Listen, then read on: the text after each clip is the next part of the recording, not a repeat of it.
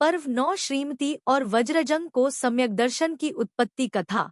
तदंतर धर्म, अर्थ और काम इन 3 वर्गों के संसर्ग से मनोहर राज्य करने वाले महाराज वज्रजंग का 6 ऋतुओं के सुंदर भोग भोगते हुए बहुत सा समय व्यतीत हो गया। अपनी प्रिया श्रीमती के साथ वह राजा शरद ऋतु के प्रारंभ काल में फूले हुए कमलों से सुशोभित तालाबों के जल में और सप्तपर्ण जाति के वृक्षों की सुगंधि से मनोहर वनों में क्रीड़ा करता था। कभी वह श्रेष्ठ राजा राजहंस पक्षी के समान अपनी सहचरी के पीछे पीछे चलता हुआ प्रिया के नितंब के समान मनोहर नदियों के तट प्रदेशों पर संतुष्ट होता था। कभी श्रीमती के कानों में नीलकमल का आभूषण पहनाता था। उस समय वह ऐसा जान पड़ता था मानो उस नीलकमल के आभूषणों के छल से उसके नेत्रों की शोभा ही बढ़ा रहा हो। श्रीमती का स्तन मंडल तालाबों की पराग के समूह से पीला पड़ गया था, इसलिए कामदेव के पिटारे के समान जान पड़ता था। राजा वज्रजंग उस स्तनमंडल को देखता हुआ बहुत ही हर्षित होता था। हेमंत ऋतु में वह वज्रजंग धूप की फैलती हुई सुगंधि से सुगंधित शयनागार में श्रीमती के स्तनों की उष्णता से परम धैर्य को प्राप्त होता था तथा शिशिर ऋतु का आगमन होने पर जिसका संपूर्ण शरीर केशर से लिप्त हो रहा है और जिसका मुखकमल प्रसन्नता से खिल रहा है, ऐसी प्रिया श्रीमती को गाढ़ आलिंगन से प्रसन्न करता था। मधु के मद से उन्मत्त हुई स्त्रियों से हरे भरे सुंदर वसंत में वज्रजंग अपनी स्त्री के साथ साथ आमों के वनों में क्रीड़ा करता था। कभी श्रीमती के कानों में अशोक वृक्ष की नई कली पहनाता था। उस समय वह ऐसा सुशोभित होता था मानो मनुष्य के चित्त को भेदन करने वाले और खून से रंगे हुए अपने लाल लाल बाण पहनाता हुआ कामदेव ही हो। ग्रीष्म ऋतु में पसीने को सुखाने वाली तालाबों के समीपवर्ती वायु से जिसकी सब थकावट दूर हो गई है, ऐसा वज्रजंग जलक्रीड़ा कर श्रीमती को प्रसन्न करता हुआ विहार करता था। चंदन के द्रव से जिसका सारा शरीर लिप्त हो रहा है और जो कंठ में हार पहने हुई है, ऐसी श्रीमती को गले में लगाता हुआ वज्रजंग गर्मी से पैदा होने वाले किसी भी परिश्रम को नहीं जानता था। वह कभी शिरीष के फूलों के आभरणों से श्रीमती को सजाता था और फिर उसे साक्षात शरीर धारण करने वाली ग्रीष्म ऋतु की शोभा समझता हुआ बहुत कुछ मानता था। वर्षा ऋतु में जब मेघों के किनारे पर बिजली चमकती थी, उस समय वियोग के भय से अत्यंत भयभीत हुई श्रीमती बिजली के डर से वज्रजंग का स्वयं गाढ़ आलिंगन करने लगती थी। उस समय वीर बहुटी नाम के लाल लाल कीड़ों से व्याप्त पृथ्वी गंभीर गर्जना करते हुए मेघ और इंद्रधनुष ये सब पथिकों के मन को बहुत ही उत्कंठित बना रहे थे। उस समय गरजते हुए बादल मानो यह कहकर ही पथिकों को गमन करने से रोक रहे थे कि आकाश तो हम लोगों ने घेर लिया है और पृथ्वी वीर बहुटी कीड़ों से भरी हुई है, अब तुम कहाँ जाओगे। उस समय खिले हुए कुटज जाति के वृक्षों से व्याप्त पर्वत के समीप की भूमि उन्मत्त हुए मयूरों के शब्दों से राजा वज्रजंग का मन उत्कंठित कर रही थी। जिस समय मयूर नृत्य कर रहे थे, ऐसे उस वर्षा के समय में कदम पुष्पों की वायु के संपर्क से सुगंधित शिखरों वाले पर्वत राजा वज्रजंग का मन हरण कर रहे थे। जिस समय चमकती हुई बिजली से आकाश प्रकाशमान रहता है, ऐसे उस वर्षाकाल में राजा वज्रजंग अपने सुंदर महल के अग्रभाग में प्रिया श्रीमती के साथ शयन करता हुआ रमण करता था। वर्षा ऋतु आने पर स्त्रियों का मान दूर करने वाले और उछलते हुए जल से शोभायमान नदियों के पूर से उसे बहुत ही संतोष होता था। इस प्रकार वह राजा वज्रजंग अपनी प्रिया श्रीमती के साथ साथ 6 ऋतुओं के भोगों का अनुभव करता हुआ मानो मूर्ख लोगों को पूर्वभव में किए हुए अपने तप का साक्षात फल ही दिखला रहा था। अथानंतर एक दिन वह वज्रजंग अपने शयनागार में कोमल, मनोहर और गंगा नदी के बालूदार तट के समान सुशोभित रेशमी चद्दर से उज्ज्वल शैया पर शयन कर रहा था। जिस शयनागार में वह शयन करता था वह कृष्ण अगुरु की बनी हुई उत्कृष्ट धूप के धूम से अत्यंत सुगंधित हो रहा था। मणिमय दीपकों के प्रकाश से उसका समस्त अंधकार नष्ट हो गया था। जिनके प्रत्येक पाए में रत्न जड़े हुए हैं, ऐसे अनेक मंचों से वह शोभायमान था। उसमें जो चारों ओर मोतियों के गुच्छे लटक रहे थे, उनसे वह ऐसा मालूम होता था मानो हंस ही रहा हो।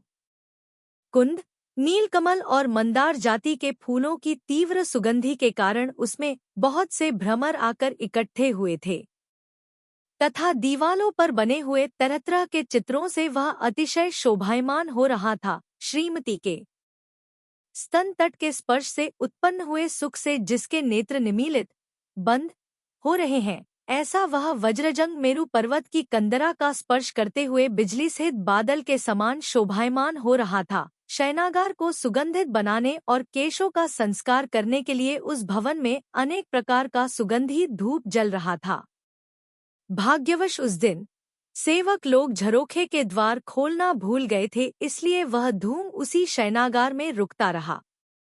निदान केशों के संस्कार के लिए जो धूप जल रहा था, उसके उठते हुए धूम से वे दोनों पति पत्नी क्षण भर में मूर्छित हो गए। उस धूम से उन दोनों के श्वास रुक गए, जिससे अंतःकरण में उन दोनों को कुछ व्याकुलता हुई। अंत में मध्य रात्रि के समय वे दोनों ही दंपत्ति दीर्घ निद्रा को प्राप्त हो गए, सा के लिए सो गए, मर गए। जिस प्रकार दीपक बुझ जाने पर रुके हुए अंधकार के समूह से मकान निष्प्रभ मलिन हो जाते हैं, उसी प्रकार जीव निकल जाने पर उन दोनों के शरीर क्षण भर में निष्प्रभ मलिन हो गए। जिस प्रकार समय पाकर उखड़ा हुआ कल्पवृक्ष लता से सहित होने पर भी शोभायमान नहीं होता, उसी प्रकार प्राणरहित वज्रजंग श्रीमती के साथ रहते हुए भी शोभायमान नहीं हो रहा था। यद्यपि वह धूप उनके भोगोपभोग का साधन था, तथापि उससे उनकी मृत्यु हो गई। इसलिए सर्प के फण के समान प्राणों का हरण करने वाले इन भोगों को धिक्कार हो। जो श्रीमती और वज्रजंग उत्तमोत्तम भोगों का अनुभव करते हुए हमेशा सुखी रहते थे, वे भी उस समय एक ही साथ शोचनीय अवस्था को प्राप्त हुए थे। इसलिए संसार की ऐसी स्थिति को धिक्कार हो, हे भव्यजन।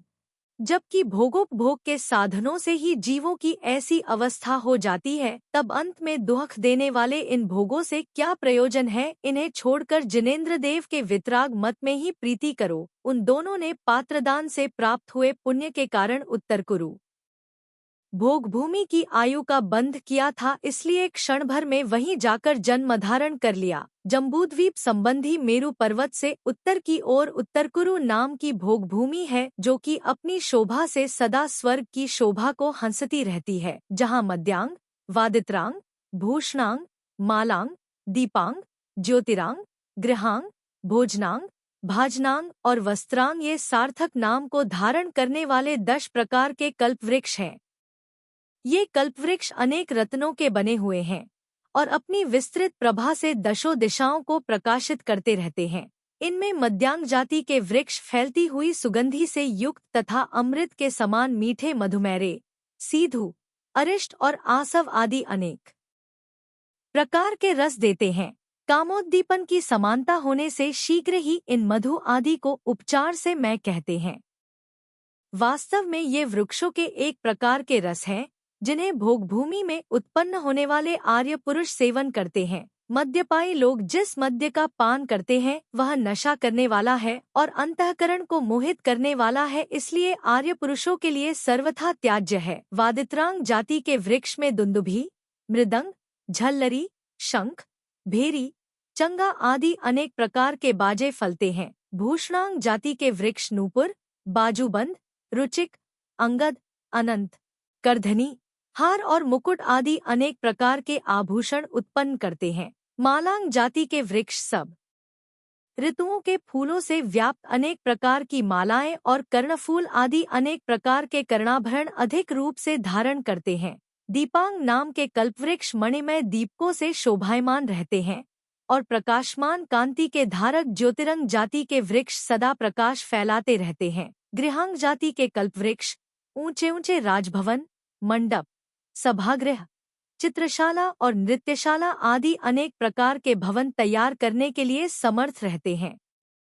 भोजनांग जाति के वृक्ष अमृत के समान स्वाद देने वाले, शरीर को पुष्ट करने वाले और छहों रस सहित अशनपान आदि उत्तम आहार उत्पन्न करते हैं। अशन, रोटी, दाल, भात आदि खाने के पदार्थ, पानक, दूध, पानी आदि पीने के पदार्थ, खाद्य, लड्डू आदि खाने योग्य पदार्थ और स्वाद्य, पान, सुपारी, जावित्री आदि स्वाद लेने योग्य पदार्थ, ये 4 प्रकार के आहार और कड़वा, खट्टा, चरपरा, मीठा, कसैला और खारा ये 6 प्रकार के रस हैं। भाजनांग जाति के वृक्ष थाली, कटोरा, सीप के आकार के बर्तन, भिंगार और करक, करवा आदि अनेक प्रकार के बर्तन देते हैं।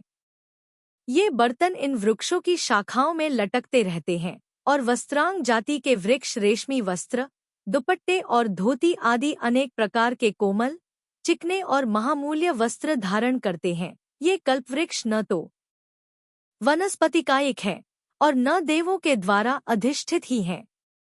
केवल वृक्ष के आकार परिणत हुआ पृथ्वी का सार ही है। ये सभी वृक्ष अनादि निधन हैं और स्वभाव से ही फल देने वाले हैं। इन वृक्षों का यह ऐसा स्वभाव ही है, इसलिए ये वृक्ष वस्त्र तथा बर्तन आदि कैसे देते होंगे। इस प्रकार कुतर्क कर इनके स्वभाव में दूषण लगाना उचित नहीं है। भावार्थ पदार्थों के स्वभाव अनेक प्रकार के होते हैं, इसलिए उनमें तर्क करने की आवश्यकता नहीं है जैसा कि कहाँ भी है। स्वभावोतर्क गोचर अर्थात स्वभाव तर्क का विषय नहीं है। जिस प्रकार आजकल के अन्य वृक्ष अपने अपने फलने का समय आने पर अनेक प्रकार के फल देकर प्राणियों का उपकार करते हैं, उसी प्रकार उपर्युक्त कल्पवृक्ष भी मनुष्यों के दान के फल से अनेक प्रकार के फल फलते हुए वहां के प्राणियों का उपकार करते हैं। जहाँ की पृथ्वी सब प्रकार के रत्नों से बनी हुई है और उस पर उज्ज्वल फूलों का उपहार पड़ा रहता है, इसलिए उसे शोभा कभी छोड़ती ही नहीं है। जहाँ की भूमि पर हमेशा 4 अंगुल प्रमाण मनोहर घास लहलहाती रहती है, जिससे ऐसा मालूम होता है कि मानो हरे रंग के वस्त्र से भूपृष्ठ को ढक रही हो, अर्थात जमीन पर हरे रंग का कपड़ा बिछा हो। जहाँ के पशु स्वादिष्ट, कोमल और मनोहर तृणरूपी संपत्ति को रसायन समझकर बड़े हर्ष से चरा करते हैं। जहाँ अनेक वापिकाएं हैं जो कमलों से सहित हैं, उनमें सुवर्ण के समान पीले कमल फूल रहे हैं और जो हंसों के मधुर तथा गंभीर शब्दों से अतिशय मनोहर जान पड़ती हैं। जहाँ जगह जगह पर फूले हुए कमलों से सुशोभित तालाब, उन्मत्त कोकिलाओं से भरे हुए वन और सुंदर क्रीड़ा पर्वत है। जहाँ कोमल वायु वृक्षों को हिलाता हुआ धीरे धीरे बहता रहता है। वह वायु बहते समय सब ओर कमलों की पराग को उड़ाता रहता है, जिससे ऐसा मालूम होता है मानो सब ओर सुगंधित चूर्ण ही फैला रहा हो। जहाँ वायु के द्वारा उड़कर आए हुए पुष्पपराग से ढकी हुई पृथ्वी ऐसी शोभायमान हो रही है मानो पीले रंग के रेशमी वस्तु से ढकी हो। जहाँ दशों दिशाओं में वायु के द्वारा उड़कर आकाश में इकट्ठा हुआ पुष्पपराग सब ओर से तने हुए चंदोवा की शोभा धारण करता है। जहाँ न गर्मी का क्लेश होता है, न पानी बरसता है, न तुषार आदि पड़ता है, न अतिवृष्टि आदि ईतियाँ हैं और न प्राणियों को भय उत्पन्न करने वाले सांप, बिच्छू, खटमल आदि दुष्ट जंतु ही हुआ करते हैं। जहाँ न चांदनी है, न रात दिन का विभाग और न ऋतुओं का परिवर्तन ही है। जहाँ सुख देने वाले सब पदार्थ सदा एक से रहते हैं। जहाँ के वन सदा फूलों से युक्त रहते हैं, कमलिनियों में सदा कमल लगे रहते हैं और रत्न की धूलि से व्याप्त हुए देश सदा सुख से रहते हैं। जहाँ उत्पन्न हुए आर्य लोग प्रथम 7 दिन तक अपनी शैया पर चित्त पड़े रहते हैं। उस समय आचार्यों ने हाथ का रसीला अंगूठा चूसना ही उनका दिव्य आहार बतलाया है। तत्पश्चात विद्वानों का मत है कि वे दोनों दंपत्ति द्वितीय सप्ताह में पृथ्वी रूपी रंगभूमि में घुटनों के बल चलते हुए एक स्थान से दूसरे स्थान तक जाने लगते हैं। तदंतर तीसरे सप्ताह में वे खड़े होकर अस्पष्ट किंतु मीठी मीठी बातें कहने लगते हैं और गिरते पड़ते खेलते हुए जमीन पर चलने लगते हैं। फिर चौथे सप्ताह में अपने पैर स्थिरता से रखते हुए चलने लगते हैं तथा 5वें सप्ताह में अनेक कलाओं और गुणों से सहित हो जाते हैं। छठे सप्ताह में पूर्ण जवान हो जाते हैं और 7वें सप्ताह में अच्छे अच्छे वस्त्राभूषण धारण कर भोग भोगने वाले हो जाते हैं। पूर्व भव में दान देने वाले मनुष्य ही वहां उत्पन्न होते हैं। वे उत्पन्न होने के पहले 9 माह तक गर्भ में इस प्रकार रहते हैं जिस प्रकार की कोई रत्नों के महल में रहता है। उन्हें गर्भ में कुछ भी दुख नहीं होता और स्त्री पुरुष साथ साथ ही पैदा होते हैं। वे दोनों स्त्री पुरुष दंपतिपने को प्राप्त होकर ही रहते हैं। चूंकि वहां जिस समय दंपति का जन्म होता है उसी समय उनके माता पिता का देहांत हो जाता है, इसलिए वहाँ के जीवों में पुत्र आदि का संकल्प नहीं होता। जहाँ केवल छींक और जबाई लेने मात्र से ही प्राणियों की मृत्यु हो जाती है, अर्थात अंत समय में माता को छींक और पुरुष को जबाई आती है। जहाँ उत्पन्न होने वाले जीव स्वभाव से कोमल परिणामी होने के कारण स्वर्ग को ही जाते हैं। जहाँ उत्पन्न होने वाले लोगों का शरीर अनेक लक्षणों से सुशोभित तथा 6000 धनुष ऊंचा होता है, ऐसा आप प्रणीत आगम स्पष्ट वर्णन करते हैं। जहाँ जीवों की आयु 3 पल्य प्रमाण होती है और आहार 3 दिन के बाद होता है, वह भी बद्रीफल छोटे बेर के बराबर। जहाँ उत्पन्न हुए जीवों के न बुढ़ापा आता है, न रोग होता है, न विरह होता है, न शोक होता है, न अनिष्ट का संयोग होता है, न चिंता होती है, न दीनता होती है, न नींद आती है, न आलस्य आता है, न नेत्रों के पलक झपकते हैं, न शरीर में मल होता है, न लार बहती है और न पसीना ही आता है। जहाँ न विरह का उन्माद है, न कामज्वर है, न भोगों का विच्छेद है, किंतु निरंतर सुखी सुख रहता है। जहाँ न विषाद है, न भय है, न ग्लानि है, न अरुचि है, न क्रोध है, न कृपणता है, न अनाचार है, न कोई बलवान है और न कोई निर्बल है। जहाँ के मनुष्य बाल सूर्य के समान देदीप्यमान, पसीनारहित और स्वच्छ वस्त्रों के धारक होते हैं तथा पुण्य के उदय से सदा सुखपूर्वक क्रीड़ा करते रहते हैं। जहाँ 10 प्रकार के कल्प वृक्षों से उत्पन्न हुए भोगों के अनुभव करने से उत्पन्न हुआ सुख चक्रवर्ती की भोग संपदाओं का भी उल्लंघन करता है, अर्थात वहाँ के जीव चक्रवर्ती की अपेक्षा अधिक सुखी रहते हैं। जहाँ मनुष्य बड़ी लंबी आयु के धारक होते हैं, उनकी असमय में मृत्यु नहीं होती। वे अपनी 3 पल्य प्रमाण आयु तक निर्विघ्न रूप से जीवित रहते हैं। जहाँ सब जीव समान रूप से भोग का अनुभव करते हैं, सबके एक समान सुख का उदय होता है, सभी निरोग रहकर 6 ऋतुओं के भोगोपभोग प्राप्त करते हैं। जहाँ उत्पन्न हुए सभी जीव एक सुंदर आकार के धारक हैं, सभी वज्रवृष भनाराज संघन से सहित है, सभी दीर्घ आयु के धारक है और सभी कांति से देवों के समान है। जहाँ स्त्री पुरुष कल्पवृक्ष की छाया में जाकर लीलापूर्वक मंद हंसते हुए गाना बजाना आदि उत्सवों से सदा क्रीड़ा करते रहते हैं। जहाँ कलाओं में कुशल होना, स्वर्ग के समान सुंदर शरीर प्राप्त होना, मधुर कंठ होना और मात्सर्य, ईर्ष्या आदि दोषों का अभाव होना आदि बातें स्वभाव से ही होती हैं। जहाँ के जीव स्वभाव से ही सुंदर आकार वाले, स्वभाव से ही मनोहर चेष्टाओं वाले और स्वभाव से ही मधुर वचन बोलने वाले होते हैं। इस प्रकार वे सदा प्रसन्न रहते हैं। उत्तम पात्र के लिए दान देने अथवा उनके लिए दिए हुए दान की अनुमोदना करने से जीव जिस भोग भूमि में उत्पन्न होते हैं और जीवन पर्यंत निरोग रहकर सुख से बढ़ते रहते हैं। जो जीव मिथ्या दृष्टि हैं, व्रतों से हीन हैं और केवल भोगों के अभिलाषी हैं, वे अपात्रों में दान देकर वहां तिर्यंच पर्याय को प्राप्त होते हैं। जो जीव कुशील हैं, खोटे स्वभाव के धारक हैं, मिथ्या आचार के पालक हैं, कुवेशी हैं, मिथ्या उपवास करने वाले हैं, मायाचारी हैं और व्रत भ्रष्ट हैं, वे उस भोग भूमि में हरिण आदि पशु होते हैं और जहाँ पशुओं के युगल भी आनंद से क्रीड़ा करते हैं। उनके परस्पर में न विरोध होता है, न वैर होता है और न उनका जीवन ही नीरस होता है। इस प्रकार अत्यंत सुखों से भरे हुए उस उत्तर कुरुक्षेत्र में पात्रदान के प्रभाव से वे दोनों श्रीमती और वज्रजंग दंपति अवस्था को प्राप्त हुए स्त्री और पुरुष रूप से उत्पन्न हुए, जिनका वर्णन पहले किया जा चुका है। ऐसे नकुल, सिंह, वानर और शूकर भी पात्रदान की अनुमोदना के प्रभाव से वहीं पर दिव्य मनुष्य शरीर को पाकर भद्रपरिणामी आर्य हुए।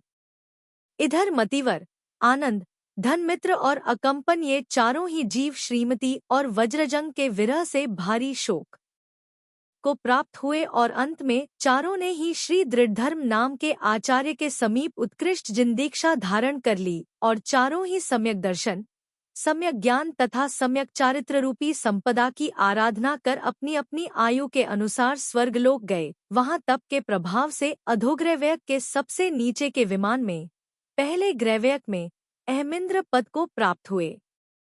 सो ठीक ही है। तब सबके अभीष्ट फलों को फलता है। अनंतर एक समय वज्रजंग आर्य अपनी स्त्री के साथ कल्पवृक्ष की शोभा निहारता हुआ क्षण भर बैठा ही था कि इतने में आकाश में जाते हुए सूर्यप्रभ देव के विमान को देखकर उसे अपनी स्त्री के साथ साथ ही जातिस्मरण हो गया और उसी क्षण दोनों को संसार के स्वरूप का यथार्थ ज्ञान हो गया। उसी समय वज्रजंग के जीव ने दूर से आते हुए 2 चारण मुनि देखे। वे मुनि भी उस पर अनुग्रह करते हुए आकाश मार्ग से उतर पड़े। वज्रजंग का जीव उन्हें आता हुआ देखकर शीघ्र ही खड़ा हो गया।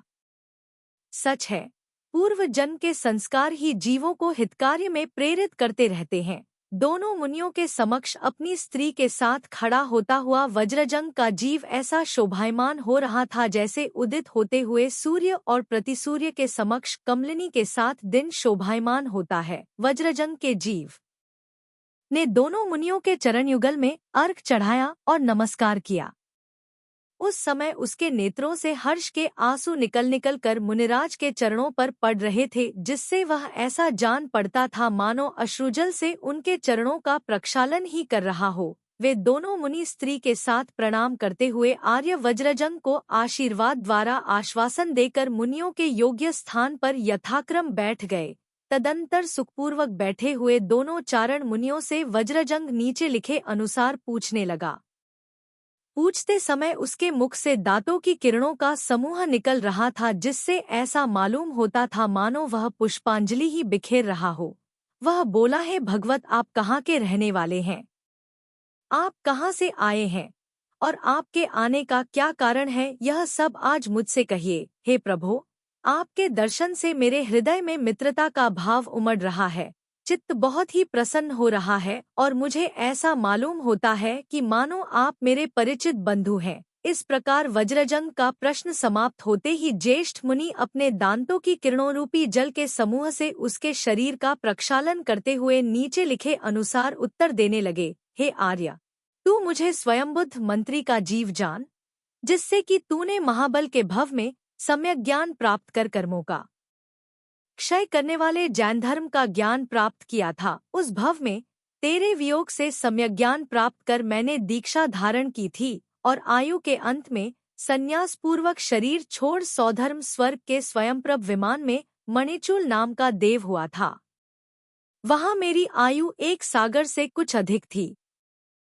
तत्पश्चात वहां से च्युत होकर भूलोक में उत्पन्न हुआ हूँ। जम्बूद्वीप के पूर्व विदेह क्षेत्र में स्थित पुष्कलावती देश संबंधी पुंडरीकिनी नगरी में प्रियसेन राजा और उनकी महारागी सुंदरी देवी के प्रीतिंकर नाम का बड़ा पुत्र हुआ हूँ और यह महातपस्वी प्रीतिदेव मेरा छोटा भाई है। हम दोनों भाइयों ने भी स्वयंप्रभ जिनेन्द्र के समीप दीक्षा लेकर तपोबल से अवधिज्ञान तथा आकाशगामिनी चारण रिद्धि प्राप्त की है। हे आर्य, हम दोनों ने अपने अवधिज्ञान रूपी नेत्र से जाना है कि आप यहाँ उत्पन्न हुए हैं। चूंकि आप हमारे परम मित्र थे, इसलिए आपको समझाने के लिए हम लोग यहाँ आए हैं। हे आर्य, तू निर्मल सम्यक दर्शन के बिना केवल पात्रदान की विशेषता से ही यहाँ उत्पन्न हुआ है, यह निश्चय समझ। महाबल के भव में तूने हमसे ही तत्वज्ञान प्राप्त कर शरीर छोड़ा था, परंतु उस समय भोगों की आकांक्षा के वश से तू सम्यक दर्शन की विशुद्धता को प्राप्त नहीं कर सका था। अब हम दोनों सर्वश्रेष्ठ तथा स्वर्ग और मोक्ष संबंधी सुख के प्रधान कारण रूप सम्यक दर्शन को देने की इच्छा से यहाँ आए हैं। इसलिए हे आर्य, आज सम्यक दर्शन ग्रहण कर। उसके ग्रहण करने का यह समय है, क्योंकि काल लब्धि के बिना इस संसार में जीवों को सम्यक दर्शन की उत्पत्ति नहीं होती है। जब देशनालब्धि और काल लब्धि आदि बहिरंग कारण तथा करण लब्धि रूप अंतरंग कारण सामग्री की प्राप्ति होती है, तभी यह भव्य प्राणी विशुद्ध सम्यक दर्शन का धारक हो सकता है। जिस जीव का आत्मा अनादिकाल से लगे हुए मिथ्यात्वरूपी कलंक से दूषित हो रहा है, उस जीव को सबसे पहले दर्शन मोहनीय कर्म का उपशम होने से औपशमिक सम्यक्त्व की प्राप्ति होती है। जिस प्रकार पित्त के उदय से उद्भ्रांत हुई चित्त वृत्ति का अभाव होने पर क्षीर आदि पदार्थों के यथार्थ स्वरूप का परिज्ञान होने लगता है, उसी प्रकार अंतरंग कारण रूप मोहनीय कर्म का उपशम होने पर जीव आदि पदार्थों के यथार्थ स्वरूप का परिज्ञान होने लगता है। जिस प्रकार सूर्य रात्रि संबंधी अंधकार को दूर किए बिना उदित नहीं होता, उसी प्रकार सम्यक दर्शन मिथ्यात्वरूपी अंधकार को दूर किए बिना उदित नहीं होता, प्राप्त नहीं होता। यह भव्य जीव, अधकरण, अपूर्वकरण और अनिवृत्तिकरण, इन तीन करणों द्वारा मिथ्यात्व प्रकृति के मिथ्यात्व, सम्यक मिथ्यात्व और सम्यक्त्व प्रकृति रूप तीन खंड करके कर्मों की स्थिति कम करता हुआ सम्यक दृष्टि होता है। वितराग सर्वज्ञ देव, आप तोपज्ञ आगम और जीवादि पदार्थों का बड़ी निष्ठा से श्रद्धान करना सम्यक दर्शन माना गया है। यह सम्यक दर्शन सम्यक ज्ञान और सम्यक चारित्र का मूल कारण है। इसके बिना वे दोनों नहीं हो सकते। जीवादि 7 तत्वों का 3 मूढ़तारहित और 8 अंगसहित यथार्थ श्रद्धान करना सम्यक दर्शन है। प्रशम, संवेग, आस्तिक्य और अनुकंपा ये 4 सम्यक दर्शन के गुण हैं, और श्रद्धा, रुचि, स्पर्श तथा प्रत्यय ये उसके पर्याय हैं। निःशंकित, निःकांक्षित, निर्विचिकित्सा, अमूढ़ दृष्टि, उपगुहन, वात्सल्य, स्थितिकरण और प्रभावना ये सम्यक दर्शन के 8 अंग हैं। इन 8 अंगरूपी किरणों से सम्यक दर्शन रूपी रत्न बहुत ही शोभायमान होता है। हे आर्य, तू इस श्रेष्ठ जैन मार्ग में शंका को छोड़, किसी प्रकार का संदेह मत कर, भोगों की इच्छा दूर कर, ग्लानि को छोड़कर अमूढ़ दृष्टि, विवेकपूर्ण दृष्टि को प्राप्त कर, दोष के स्थानों को छिपाकर समीचीन धर्म की वृद्धि कर, मार्ग से विचलित होते हुए धर्मात्मा का स्थितिकरण कर, रत्नत्रय के धारक आर्य पुरुषों के संग में प्रेम भाव का विस्तार कर और जैन शासन की शक्ति के अनुसार प्रभावना कर। देव मूढ़ता, लोक मूढ़ता और पाषंड मूढ़ता, इन 3 मूढ़ताओं को छोड़, क्योंकि मूढ़ताओं से अंधा हुआ प्राणी तत्वों को देखता हुआ भी नहीं देखता। हे आर्य, पदार्थ के ठीक ठीक स्वरूप का दर्शन करने वाले सम्यक दर्शन को ही तू धर्म का सर्वस्व समझ। उस सम्यक दर्शन के प्राप्त हो चुकने पर संसार में ऐसा कोई सुख नहीं रहता जो जीवों को प्राप्त नहीं होता हो। 129 इस संसार में उसी पुरुष ने श्रेष्ठ जन्म पाया है, वही कृतार्थ है और वही पंडित है जिसके हृदय में छलरहित वास्तविक सम्यक दर्शन प्रकाशमान रहता है। हे आर्य, तू यह निश्चित जान कि यह सम्यक दर्शन मोक्षरूपी महल की पहली सीढ़ी है, नरकादि दुर्गतियों के द्वार को रोकने वाले मजबूत किवाड़ है, धर्मरूपी वृक्ष की स्थिर जड़ है, स्वर्ग और मोक्षरूपी घर का द्वार है और शील रूपी रत्नहार के मध्य में लगा हुआ श्रेष्ठ रत्न है। यह सम्यक दर्शन जीवों को अलंकृत करने वाला है, स्वयं देदीप्यमान है, रत्नों में श्रेष्ठ है, सबसे उत्कृष्ट है और मुक्ति रूपी लक्ष्मी के हार के समान है। ऐसे इस सम्यक दर्शन रूपी रत्नहार को हे भव्य, तू अपने हृदय में धारण कर। जिस पुरुष ने अत्यंत दुर्लभ इस सम्यक दर्शन रूपी श्रेष्ठ रत्न को पा लिया है, वह शीघ्र ही मोक्ष तक के सुख को पा लेता है। देखो, जो पुरुष एक मुहूर्त के लिए भी सम्यक दर्शन प्राप्त कर लेता है, वह इस संसार रूपी बेल को काटकर बहुत ही छोटी कर देता है, अर्थात वह अर्ध पुद्गल परावर्तन से अधिक समय तक संसार में नहीं रहता। जिसके हृदय में सम्यक दर्शन विद्यमान है, वह उत्तम देव और उत्तम मनुष्य पर्याय में ही उत्पन्न होता है।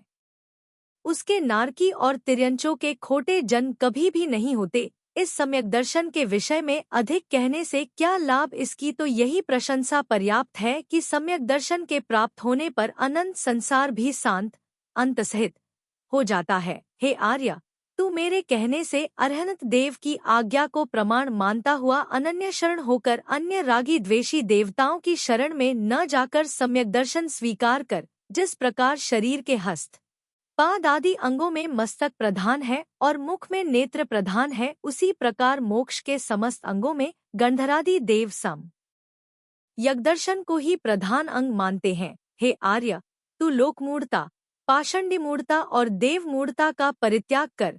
जिसे मिथ्या दृष्टि प्राप्त नहीं कर सकते, ऐसे सम्यक दर्शन को उज्ज्वल कर विशुद्ध सम्यक दर्शन धारण कर। सम्यक दर्शन रूपी तलवार के द्वारा संसार रूपी लता की दीर्घता को काट।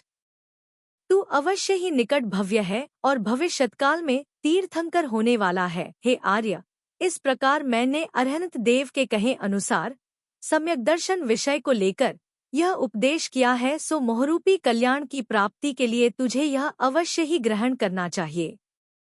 इस प्रकार वे मुनिराज आर्य वज्रजंग को समझाकर आर्या श्रीमती से कहने लगे कि माता, तू भी बहुत शीघ्र ही संसार रूपी समुद्र से पार करने के लिए नौका के समान इस सम्यक दर्शन को ग्रहण कर।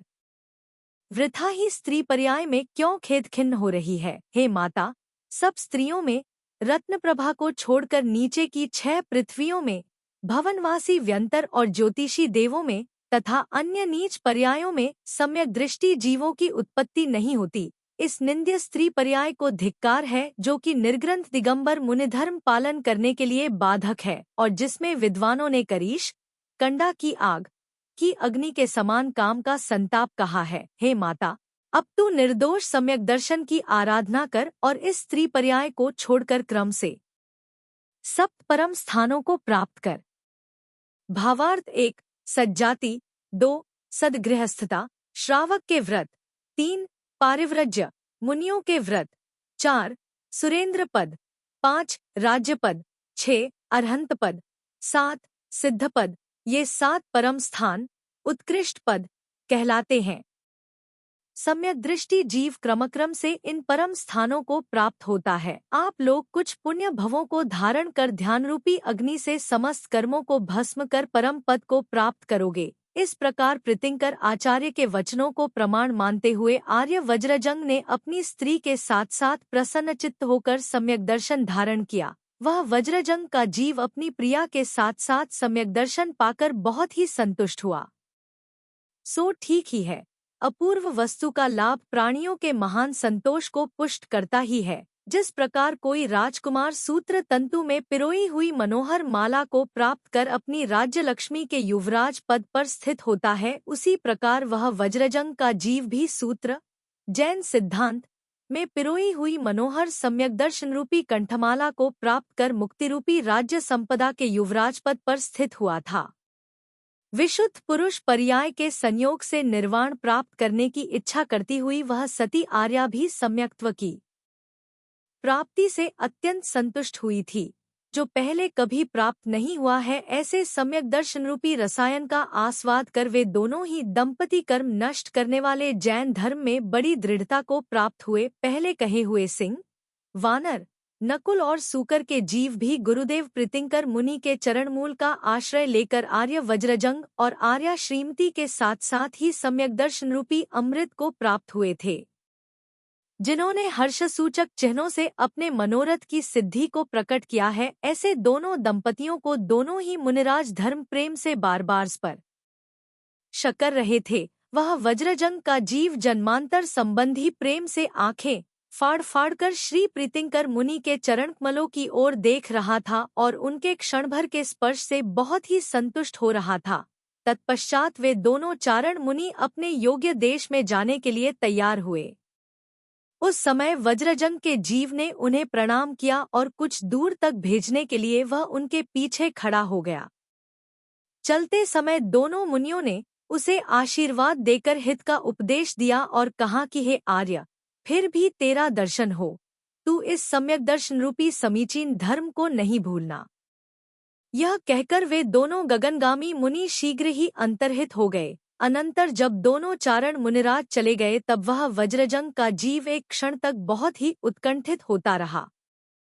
सो ठीक ही है, प्रिय मनुष्यों का विरह मन के संताप के लिए ही होता है। वह बार बार मुनियों के गुणों का चिंतन कर अपने मन को आर्द्र करता हुआ चिरकाल तक धर्म बढ़ाने वाले नीचे लिखे हुए विचार करने लगा। आहा, कैसा आश्चर्य है कि साधु पुरुषों का समागम हृदय से संताप को दूर करता है, परम आनंद को बढ़ाता है और मन की वृत्ति को संतुष्ट कर देता है। प्राय साधु पुरुषों का समागम दूर से ही पाप को नष्ट कर देता है, उत्कृष्ट योग्यता को पुष्ट करता है और अत्यधिक कल्याण को बढ़ाता है। ये साधु पुरुष मोक्षमार्ग को सिद्ध करने में सदा दत्तचित्त रहते हैं। इन्हें सांसारिक लोगों को प्रसन्न करने का कुछ भी प्रयोजन नहीं रहता। ये मुनिजन केवल परोपकार करने की बुद्धि से ही उनके पास जा जाकर मोक्षमार्ग का उपदेश दिया करते हैं। वास्तव में यह महापुरुषों का स्वभाव ही है। मोक्ष की इच्छा करने वाले ये साधुजन अपने दुख दूर करने के लिए सदा निर्दय रहते हैं, अर्थात अपने दुख दूर करने के लिए किसी प्रकार का कोई आरंभ नहीं करते, पर के दुखों में सदा दुखी रहते हैं। अर्थात उनके दुख दूर करने के लिए सदा तत्पर रहते हैं और दूसरों के कार्य सिद्ध करने के लिए निःस्वार्थ भाव से सदा तैयार रहते हैं। कहाँ हम और कहाँ ये अत्यंत निःस्पृह साधु, और कहाँ यह मात्र सुखों का स्थान भोगभूमि अर्थात निःस्पृह मुनियों का भोगभूमि में जाकर वहाँ के मनुष्यों को उपदेश देना सहज कार्य नहीं है। तथापि ये तपस्वी हम लोगों के उपकार में कैसे सावधान हैं। ये साधुजन सदा यही प्रयत्न किया करते हैं कि संसार के समस्त जीव सदा सुखी रहें और इसीलिए वे यति यत्ते इति यति कहलाते हैं। जिस प्रकार इन चारण रिद्धिधारी पुरुषों ने दूर से आकर हम लोगों का उपकार किया, उसी प्रकार महापुरुष दूसरों का उपकार करने में सदा प्रीति रखते हैं। तपरूपी अग्नि के संताप से जिनका शरीर अत्यंत कृश हो गया है, ऐसे उन चारण मुनियों को मैं अब भी साक्षात देख रहा हूँ, मानो वे अब भी मेरे सामने ही खड़े हैं। मैं उनके चरण कमलों में प्रणाम कर रहा हूँ और वे दोनों चारण मुनि कोमल हाथ से मस्तक पर स्पर्श करते हुए मुझे स्नेह के वशीभूत कर रहे हैं। मुझ धर्म के प्यासे मानव को उन्होंने सम्यक दर्शन रूपी अमृत पिलाया है, इसीलिए मेरा मन भोगजन्य संताप को छोड़कर अत्यंत प्रसन्न हो रहा है। वे प्रीतिंकर नाम के ज्येष्ठ मुनि सचमुच में प्रीतिंकर हैं, क्योंकि उनकी प्रीति सर्वत्रगामी है और मार्ग का उपदेश देकर उन्होंने हम लोगों पर अपार प्रेम दर्शाया है। भावार्थ, जो मनुष्य सब जगह जाने की सामर्थ्य होने पर भी किसी खास जगह किसी खास व्यक्ति के पास जाकर उसे उपदेश आदि देवे तो उससे उसकी अपार प्रीति का पता चलता है। यहाँ पर भी उन मुनियों में चारण रिद्धि होने से सब जगह जाने की सामर्थ्य थी, परंतु उस समय अन्य जगह न जाकर वे वज्रजंग के जीव के पास पहुँचे, इससे उसके विषय में उनकी अपार प्रीति का पता चलता है। महाबल के भव में भी वे मेरे स्वयंबुद्ध नामक गुरु हुए थे और आज इस भव में भी सम्यक दर्शन देकर विशेष गुरु हुए हैं। यदि संसार में गुरुओं की संगति न हो तो गुणों की प्राप्ति नहीं हो सकती, और गुणों की प्राप्ति के बिना इस जीव के जन्म की सफलता कहाँ हो सकती है। जिस प्रकार सिद्धरस के संयोग से तांबा आदि धातुएं सुवर्ण अपने को प्राप्त हो जाती है, उसी प्रकार गुरुदेव के उपदेश से प्रकट हुए गुणों के संयोग से भव्य जीव भी शुद्धि को प्राप्त हो जाते हैं। जिस प्रकार जहाज के बिना समुद्र नहीं तिरा जा सकता है, उसी प्रकार गुरु के उपदेश के बिना यह संसार रूपी समुद्र नहीं तिरा जा सकता। जिस प्रकार कोई पुरुष दीपक के बिना गाढ़ अंधकार में छिपे हुए घट पट आदि पदार्थों को नहीं देख सकता, उसी प्रकार यह जीव भी उपदेश देने वाले गुरु के बिना जीव अजीव आदि पदार्थों को नहीं जान सकता। इस संसार में भाई और गुरु ये दोनों ही पदार्थ मनुष्यों की प्रीति के लिए हैं, पर भाई तो इस लोक में ही प्रीति उत्पन्न करते हैं और गुरु इस लोक तथा परलोक दोनों ही लोकों में विशेष रूप से प्रीति उत्पन्न करते हैं। जबकि गुरु के उपदेश से ही हम लोगों को इस प्रकार की विशुद्धि प्राप्त हुई है, तब हम चाहते हैं कि जन्मांतर में भी मेरी भक्ति गुरुदेव के चरण कमलों में बनी रहे। इस प्रकार चिंतवन करते हुए वज्रजंग की सम्यक्त्व भावना अत्यंत दृढ़ हो गई। यही भावना आगे चलकर इस वज्रजंग के लिए कल्पलता के समान समस्त इष्ट फल देने वाली होगी। श्रीमती के जीव ने भी वज्रजंग के जीव के समान ऊपर लिखे अनुसार चिंतन किया था, इसलिए इसकी सम्यक्त्व भावना भी सुदृढ़ हो गई थी। इन दोनों पति पत्नियों का स्वभाव एक सा था, इसलिए दोनों में एक सी अखंड प्रीति रहती थी। इस प्रकार प्रीतिपूर्वक भोग भोगते हुए उन दोनों दंपतियों का 3 पल्य प्रमाण भारी काल व्यतीत हो गया और दोनों जीवन के अंत में सुखपूर्वक प्राण छोड़कर बाकी बचे हुए पुण्य से एक घर से दूसरे घर के समान ऐशान स्वर्ग में जा पहुँचे। जिस प्रकार वर्षाकाल में मेघ अपने आप ही उत्पन्न हो जाते हैं और समय पाकर आप ही विलीन हो जाते हैं, उसी प्रकार भोगभूमित जीवों के शरीर अपने आप ही उत्पन्न होते हैं और जीवन के अंत में अपने आप ही विलीन हो जाते हैं। जिस प्रकार वैक्रियक शरीर में दोष और मल नहीं होते, उसी प्रकार भोगभूमित जीवों के शरीर में भी दोष और मल नहीं होते। उनका शरीर भी देवों के शरीर के समान ही शुद्ध रहता है। वह वज्रजंग आर्य ऐशान स्वर्ग से हमेशा प्रकाशमान रहने वाले श्रीप्रभ विमान में देदीप्यमान कांति का धारक श्रीधर नाम का रिद्धिधारी देव हुआ और आर्या श्रीमती भी सम्यक दर्शन के प्रभाव से स्त्रीलिंग से छुटकारा पाकर उसी ऐशान स्वर्ग के स्वयंप्रभ विमान में स्वयंप्रभ नाम का उत्तम देव हुई। सिंह, नकुल, वानर और शूकर के जीव भी अत्यंत सुखमय इसी ऐशान स्वर्ग में बड़ी बड़ी रिद्धियों के धारक देव हुए। सो ठीक ही है, पुण्य से क्या दुर्लभ है। इस संसार में धर्म के बिना स्वर्ग कहाँ और स्वर्ग के बिना सुख कहाँ। इसलिए सुख चाहने वाले पुरुषों को चिरकाल तक धर्मरूपी कल्पवृक्ष की ही सेवा करनी चाहिए। जो जीव पहले सिंह था वह चित्रांगद नाम के मनोहर विमान में प्रकाशमान मुकुट का धारक चित्रांगद नाम का देव हुआ। शूकर का जीव नंद नामक विमान में प्रकाशमान मुकुट, बाजूबंद और मणिमय कुंडलों से भूषित मणिकुंडली नाम का देव हुआ। वानर का जीव नंद्यावर्त नामक विमान में मनोहर नाम का देव हुआ, जो कि देवांगनाओं के मन को हरण करने वाले सुंदर आकार से शोभायमान था। और नकुल का जीव प्रभाकर विमान में मनोरथ नाम का देव हुआ, जो कि सैकड़ों मनोरथों से प्राप्त हुए दिव्य भोगरूपी अमृत का सेवन करने वाला था। इस प्रकार पुण्य के उदय से स्वर्गलोक के सुख भोगने वाले उन छहों जीवों के रूप, सौंदर्य, भोग आदि का वर्णन ललितांगदेव के समान जानना चाहिए। इस प्रकार पुण्य के उदय से स्वर्ग लक्ष्मी के नेत्रों को उत्सव देने वाले, अत्यंत पवित्र और चमकीले शरीर को धारण करने वाला वह रिद्धिधारी श्रीधर देव मधुर वचन बोलने वाली देवांगनाओं के साथ मनोहर भोग भोगता हुआ अपने ही विमान में अनेक उत्सवों द्वारा क्रीड़ा करता था। कभी देवांगनाएं अपने कोमल करपल्लवों से उसके चरण दबाती थीं, कभी अपने मुखरूपी चंद्रमा से निकलती हुई मंद मुस्कान की किरणोरूपी जल से बार बार उसका अभिषेक करती थी, और कभी भौहों के विलास से युक्त कटाक्षरूपी बाणों का उसे लक्ष्य बनाती थी। इस प्रकार आगामी काल में तीर्थंकर होने वाला वह प्रसन्नचित्त श्रीधरदेव भोगोपभोग की सामग्री से प्रत्येक क्षण संतुष्ट रहता था।